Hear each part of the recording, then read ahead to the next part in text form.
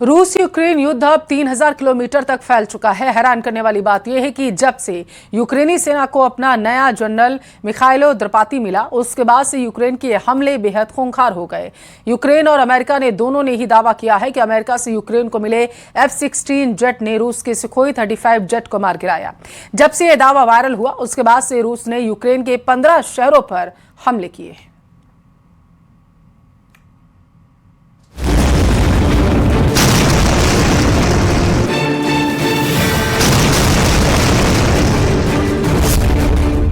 F-16 से मार गिराया Su-35 जेट। यूक्रेन युद्ध में बना रिकॉर्ड। 4 साल 5 महीने से ज्यादा की रूस यूक्रेन जंग अब बेहद खूनी और व्यापक हो चुकी है।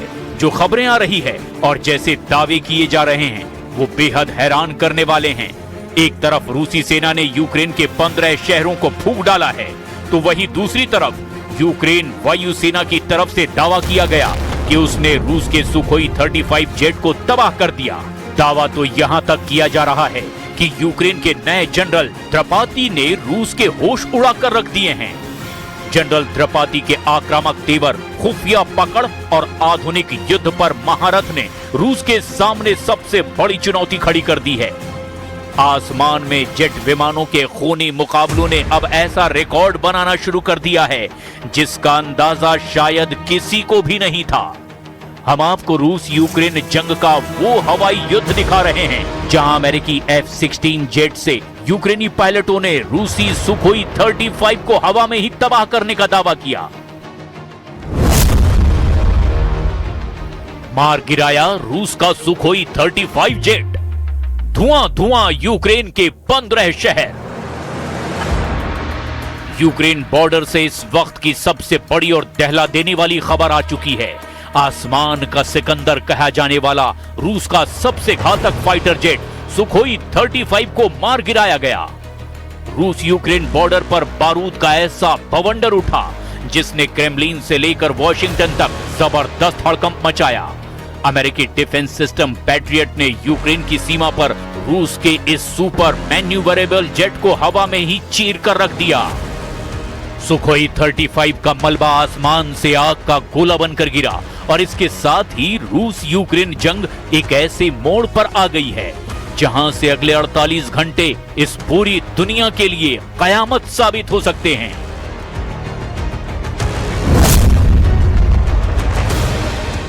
अमेरिकी F-16 ने रूसी Su-35 को उड़ाया। वॉशिंगटन में जनरल का बड़ा खुलासा। 24 जुलाई 2026 रूस यूक्रेन युद्ध के इतिहास में वो मोड़ है जिसने आधुनिक हवाई युद्ध के समीकरणों को ही बदल कर रख दिया है। अमेरिकी ज्वाइंट चीफ ऑफ स्टाफ के अध्यक्ष जनरल डैन केन ने अमेरिकी संसद के सामने गवाही देते हुए एक बड़ा खुलासा किया। यूक्रेन में 2 साल पहले पहुंचे अमेरिका के F-16 लड़ाकू विमानों ने पहली बार सीधे आमने सामने की हवाई जंग में एक एडवांस रूसी फाइटर जेट को मार गिराया है। यूक्रेनी वायुसेना और खुफिया रिपोर्ट के मुताबिक 8 जुलाई को पूर्वी यूक्रेन के आसमान में 2 F-16 और एक पैट्रियट मिसाइल डिफेंस सिस्टम ने मिलकर के रूस के अग्रिम पंक्ति के सुपर मैन्यूवरेबल चौथे प्लस जनरेशन के Su-35S जेट को निशाना बनाया। भले ही मॉस्को का सुखोई 35 रडार और मिसाइल रेंज के मामले में F-16 से काफी आगे माना जाता था, लेकिन यूक्रेन के सटीक जाल और पायलटों की रणनीति ने सोवियत काल के बाद पश्चिमी एयरक्राफ्ट की श्रेष्ठता साबित कर दी है।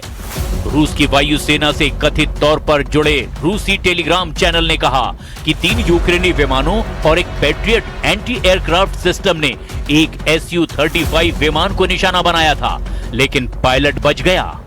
उस समय की रिपोर्ट के मुताबिक इस हमले में यूक्रेन के 2 जेट विमान F-16 थे। Это не так. Киевский режим продолжает, собственно, наносить удары по мирным целям. В этом террористическая сущность киевского режима. Что касается упомянутой вами компании, действительно ситуация непростая в связи с теми убытками, которые понесла и сама компания, и представители малого и среднего бизнеса. Этим вопросом занимается правительство. जंग के इस दौर में सिर्फ आसमान में ही बड़ा उलटफेर नहीं हो रहा, बल्कि रणनीतिक मोर्चों पर भी नए हथियार उतारे जा रहे हैं। अमेरिका और यूक्रेन मिलकर पैट्रियट मिसाइलों का सह उत्पादन यूक्रेन में करने जा रहे हैं। अमेरिकी सीनेट की सुनवाई के बीच कीव और अमेरिकी रक्षा दिग्गज रेथियन के बीच ऐतिहासिक समझौता हुआ।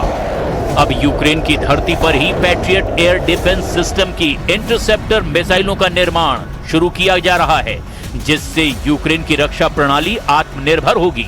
दूसरी ओर रूसी वायुसेना ने इस नुकसान का बदला लेते हुए दक्षिण पूर्वी शहर जापोरेजिया पर गाइडेड एरियल बमों यानी कि KA-20 से 5 भीषण हमले किए, जिसमें 25 से ज्यादा नागरिक गंभीर रूप से घायल हुए हैं और रिहायशी इमारतें जमींदोज हो गई हैं।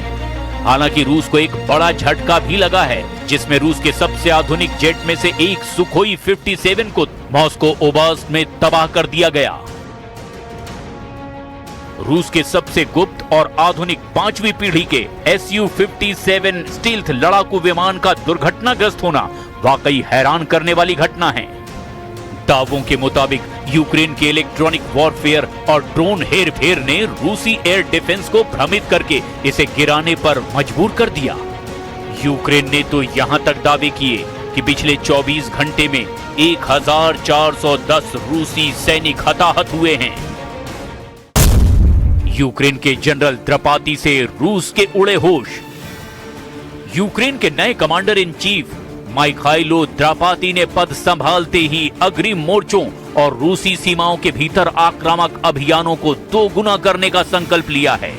यूक्रेनी राष्ट्रपति व्लादिमीर ज़ेलेंस्की अगले हफ्ते वॉशिंगटन पहुंच रहे हैं, जहां वो अमेरिकी राष्ट्रपति डोनाल्ड ट्रंप से मुलाकात कर पैट्रियट सिस्टम और लंबी दूरी की मिसाइलों की नई खेप पर सीधे बात करेंगे।